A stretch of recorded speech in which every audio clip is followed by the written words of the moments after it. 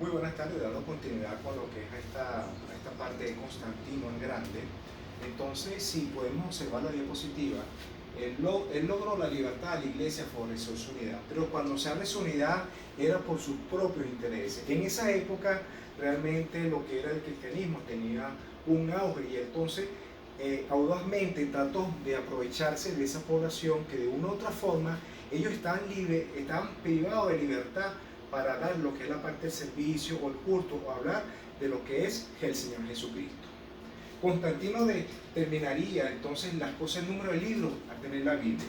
En la actualidad existen, en el Antiguo Testamento existen 37 libros y en el Nuevo Testamento existen 29 libros. ¿Okay? Ahora, cuando él habla del proceso que acabó hasta más tarde con los 4 evangelios, que es Marcos, Mateo, Lucas y Juan, él trató de en ese momento de suprimir cosas que de una u otra forma no les convenían a ellos en ese momento como soldados. Ahí entonces se genera esa conjetura en cuanto a lo que es la parte de, si se quiere decir, religiosa, y ponerla a su manera. De hecho, que en uno de sus escritos, él decía que era el 13º apóstol de Jesucristo, cosa que es totalmente contrario a lo que establece la Biblia. En el año 303, Diocleciano comenzó la gran persecución de los cristianos, lo que llevó a arrestos, ejecuciones y destrucción generalizada de bienes de la iglesia. Es algo importante que él, ya lo último de su vida, él se cataloga como católico. Pero hay que ver realmente cuál es la actitud que tiene como católico. Si realmente está leyendo la Escritura, si hay ese discernimiento espiritual de la forma de actuar. Porque realmente cuando permites que Dios empiece a trabajar en tu vida, entonces tiene que ocurrir un cambio totalmente en tu vida, inclusive en la forma de actuar. Constantino fue un gran comandante militar que obtuvo importantes victorias sobre Frank Alami en el año 306 y más tarde contra Visconti en el año 332, que se mantiene en 334.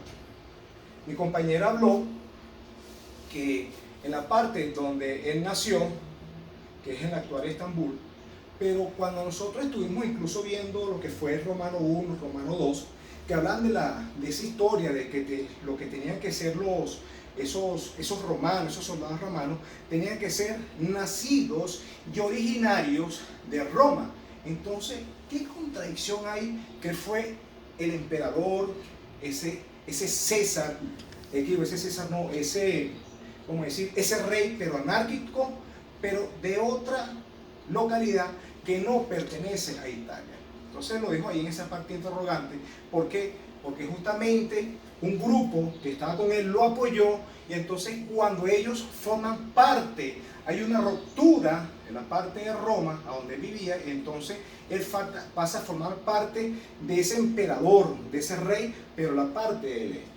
Constantino creó una ciudad, Bizancio, Constantinopla, más tarde que Estambul, lo que venimos comentando. Él iba a ser la nueva Roma del este. La ciudad era famosa por sus hermosos adornos, fuentes y lugares deportivos. Cuando hablamos de fuentes y lugares deportivos, si nosotros vemos esas películas de Roma, en la parte del Coliseo, cuando habían esas guerras de los gladiadores, esas guerras él las eliminó. ¿Okay? Entonces ahí de repente puede haber algo a favor, y se acuerdan también cuando nos contaron la historia en Romano de los leones, que como decían, echaban a los leones, entonces personas que no estaban, no estaban de acuerdo para ese momento con los reyes, los lanzaban al foso de los leones. Él eliminó esa parte. El cristianismo de Constantino es una cuestión de conjeturas, es decir, hacías cosas que iban acorde a lo que decía al catolicismo, pero otras cosas eran totalmente fuera de base.